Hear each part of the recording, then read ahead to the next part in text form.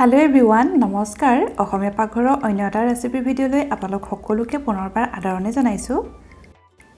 আজি মই আপোনালোকৰ মাজলৈ লৈ আহিছো লাই শাকৰ সৈতে গাহৰি মাংসৰ এটা ৰেচিপি।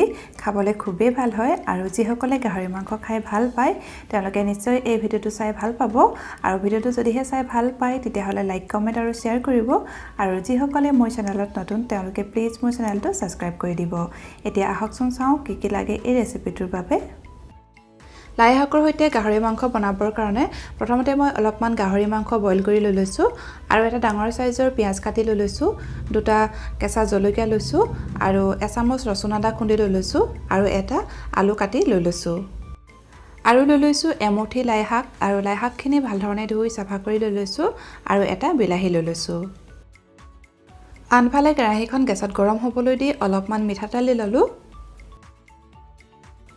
আৰু এতিয়া তেলখিনি গৰম হৈ অহাত কাটি ৰখা পিয়াজখিনি তেলত দি লৈছো। আৰু এতিয়া পিয়াজখিনি আধা মিনিট সময় ভাজি ৰাখিব লাগিব।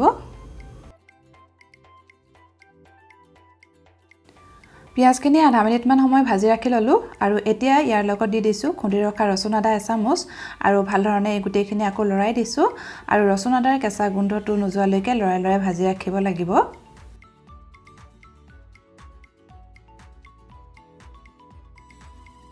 ৰসুন আদাৰ কেঁচা গোন্ধটো যোৱা নিচিনা লাগিছে। এতিয়া ইয়াৰ লগত দি দিছো বইল কৰি ৰখা গাহৰি মাংসখিনি আকৌ ভালধৰণে এই গুটেইখিনি লৰাই দিছো।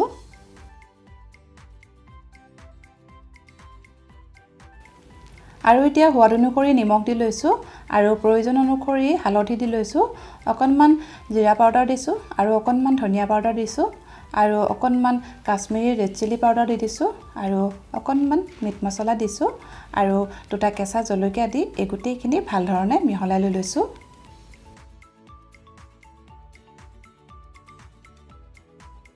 গুটেইখিনি ভালধৰণে মিহলাই হৈ গৈছে। এতিয়া ঢাকনখনে ঢাকি ৰাখি দিছো 5 পৰা 7 মিনিটৰ কাৰণে। মাজতে ঢাকনখন দাঙি দুই এবাৰ লৰাই থাকিব। মই ধৰণে দুই এবাৰ মাজে মাজে লৰাই আছিলো আৰু গেছটো মিডিয়াম ফ্লেমতে ৰাখি লৈ লৈছিলো। আৰু এতিয়া ইয়াৰ লগত দি দিছো বিলাহী আৰু আলু কেইটুকুৰা। বিলাহী আৰু আলুখিনি দিয়াৰ পিছত আকৌ 5 মিনিট মান সময় ভাজি ৰাখিব লাগিব। আৰু এতিয়া ঢাকনখনে ঢাকি ৰাখি দিছো।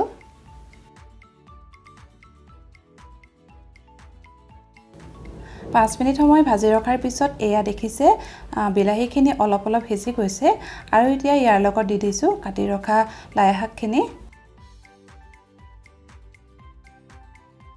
লাই শাকখিনি মই অকণমান ডাঙৰকৈ কাটি দিছো।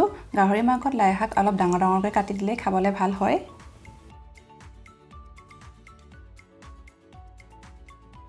গুটেইখিনি ভালধৰণে মিহলাই হৈ গৈছে। এতিয়া ঢাকনখনে ঢাকি ৰাখি দিছো 10 মিনিটৰ কাৰণে।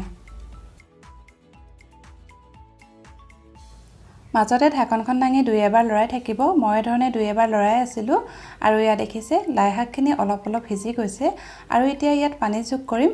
ইয়াতে মই আধা গিলাচৰ জোখাৰে পানী যোগ কৰিছো আৰু অকণমান সময় লৰাই পুনৰ ঢাকনখনে ঢাকি ৰাখি দিছো 15 মিনিটৰ কাৰণে।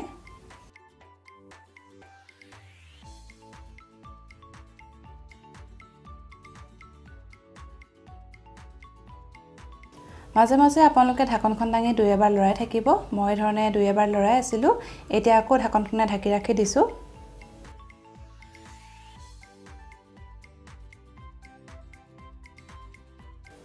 10 মিনিটৰ পাছত ঢাকন দাঙি এয়া দেখিছো মাংস সিজি গৈছে, আলু ধুনীয়াকৈ সিজি গ'ল। এতিয়া ইয়াৰ লগত দি দিছো অকণমান গৰম মছলা।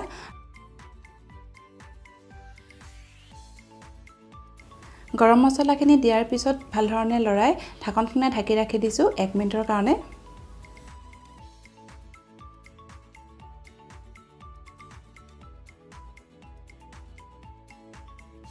এক মিনিটৰ পাছত ঢাকন দাঙি এয়া আমাৰ লাই শাকৰ সৈতে গাহৰি মাংস বনাই হৈ গৈছে।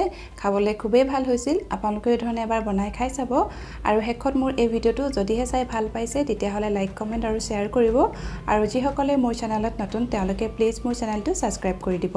শেষলৈকে মোৰ এই ভিডিঅ'টো চোৱাৰ কাৰণে আপোনালোকলৈ বহুত বহুত ধন্যবাদ।